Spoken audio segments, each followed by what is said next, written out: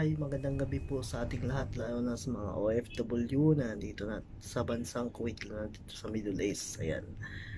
Maraming nagtatanong sa akin, ano ba ang buhay Middle East at lalo na dito sa bansang Kuwait.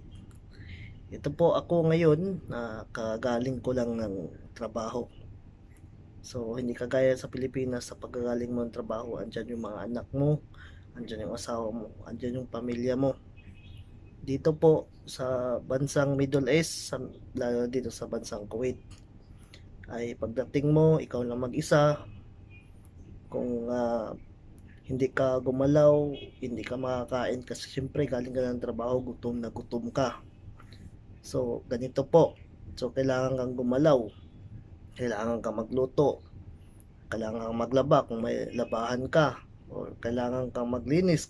So kung makikita mo, ako lang talaga dito ang nagsasalita. Walang ibang tao na nag-iingay dyan, hindi kagaya doon sa Pilipinas. Kasi yung mga tao na mga ka-boardmate ko dito ay may mga pasok.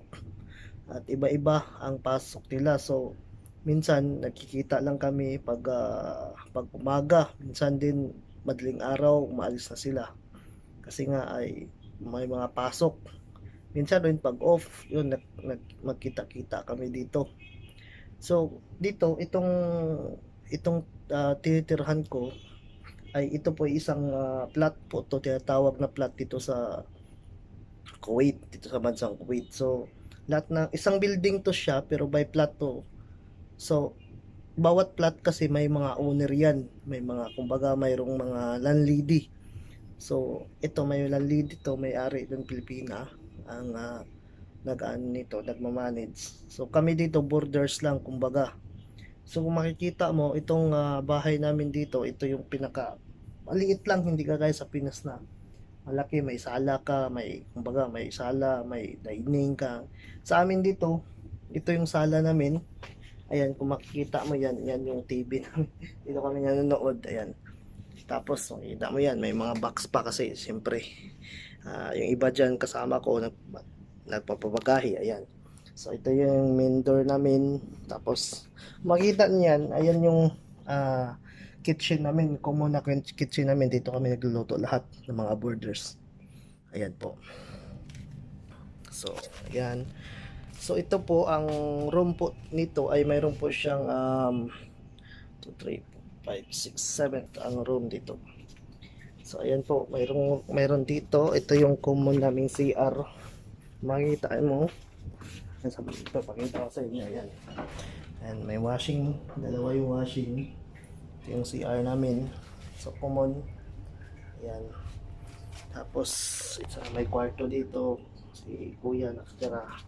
At dito na po si ate. So, walang mga tao to. Ayan, nakalock ko yan. Kasi may mga pasok.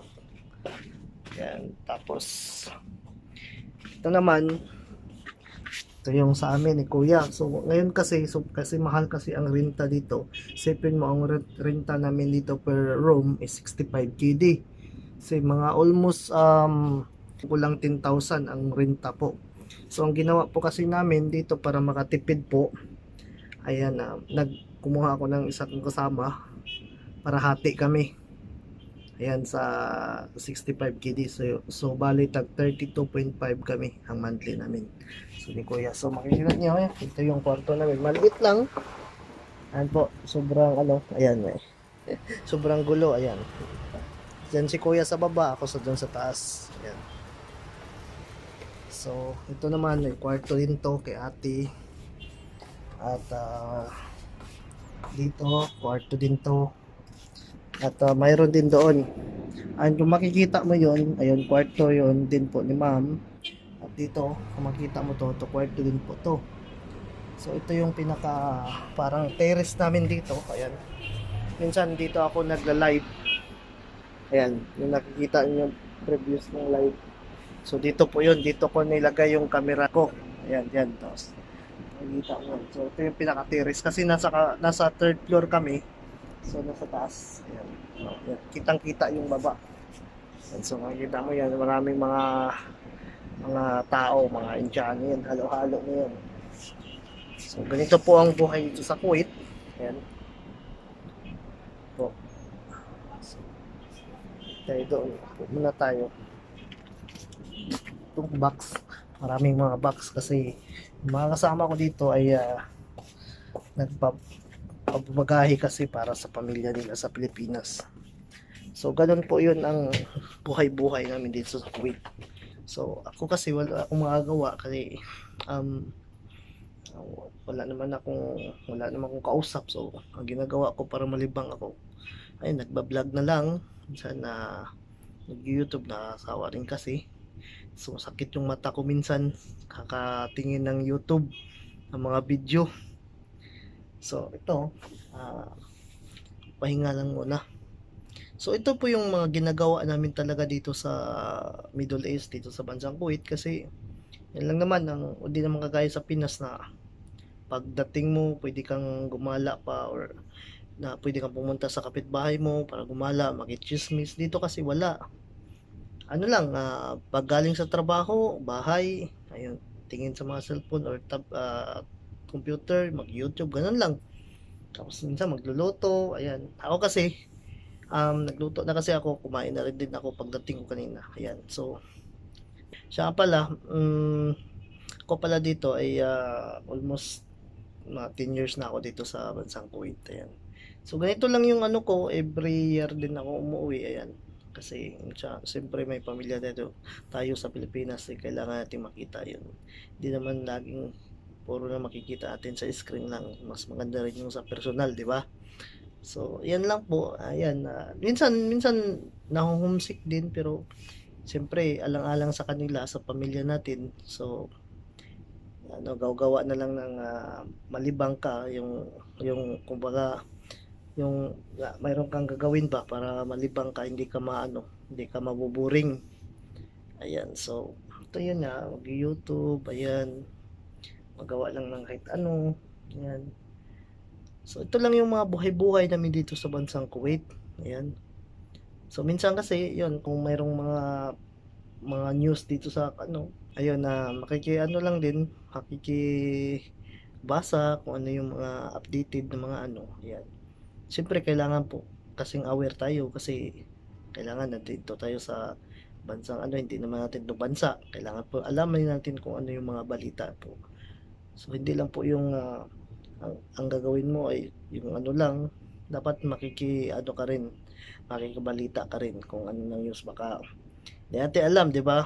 Mas maganda yung alerto din tayo or alam din natin yung mga balita-balita.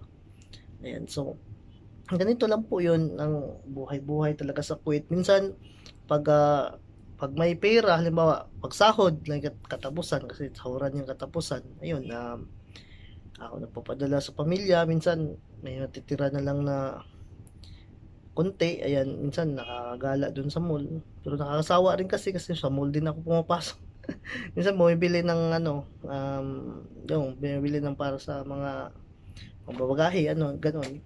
So, yun lang po hindi kagaya talaga sa Pilipinas, marami kang mapasyalan.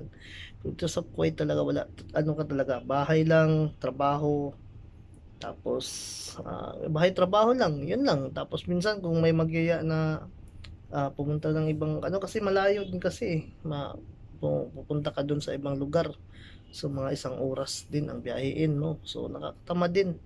So dito ka na lang sa bahay. So ganun lang yun. Tapos yun na, pag may sahod, kakain sa labas. Minsan nag-ikot-ikot dito sa lugar namin, dito sa ano, sa Pahil, ayan. Tapos titingin-tingin ko anong mga sale, ayan, yan ang nagawa namin dito eh. Yung mga sale, ano yung pwedeng mabili na mura, ayun. Yun lang, para lang lipas yung oras ba, hindi ka maboring. So, ganun lang po yung mga ginagawa. So, ito po yung buhay-buhay namin sa Kuwait. So, sana po ay sa mga nagtatanong dyan na ano yung buhay-buhay namin sa Kuwait. Sa totoo lang talaga ay nakakamiss pa rin talaga ang Pilipinas sa totoo lang eh. So, wala kami magagawa kasi may mga pamilya at yung income din kasi sa Pinas hindi kasi kasing parehas dito na at least kahit papaano ay tumaas ng konti. Ayan. At dito kasi buong buo ang makukuha mo, hindi kagaya sa Pinas na maraming deduction pag sahod. So, yun lang po ang advantage talaga. At saka, nakakaipon din kasi ka kung hindi ka naman talaga maluho dito, ay nakakaipon ka talaga. Pero kung maluho ka dito, walang mangyayari. So, yun lang po, buhay-buhay natin dito sa Kuwait, ayan. Basta, trabaho lang, ayan. Kasi wala naman tayong ano dito masyadong kakilala din, ayan. So, yan lang po.